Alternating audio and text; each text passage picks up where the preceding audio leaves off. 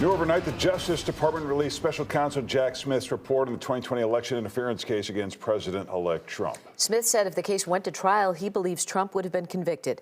Eric Rung joins us now with more. Eric? Well, good morning. The report comes just days before Trump is set to take office for his second term. The report from the special counsel, who has resigned, will likely be the final report on a dark chapter in American history.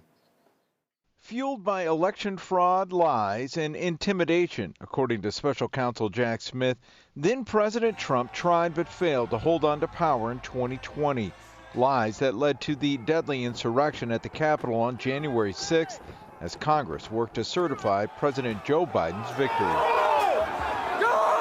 Smith writes, the through line of it all of Mr. Trump's criminal efforts was deceit, knowingly false claims of election fraud, and the evidence shows that Mr. Trump used these lies as a weapon to defeat a federal government function foundational to the United States democratic process. Trump was indicted in August of 2023, but Smith faced an uphill battle to a conviction after the conservative majority in the Supreme Court significantly broadened presidential immunity.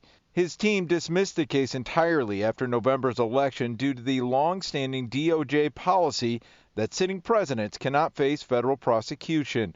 Trump responded to the report on social media saying, quote, Jack is a lame-brained prosecutor who was unable to get his case tried before the election, which I won in a landslide. The voters have spoken.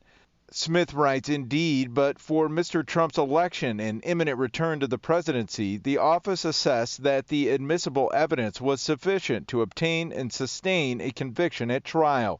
Most of the details of Trump's efforts to undo the 2020 election results have been public for years, which Trump claims he was the target of a political prosecution by the DOJ and the White House. Smith called that laughable.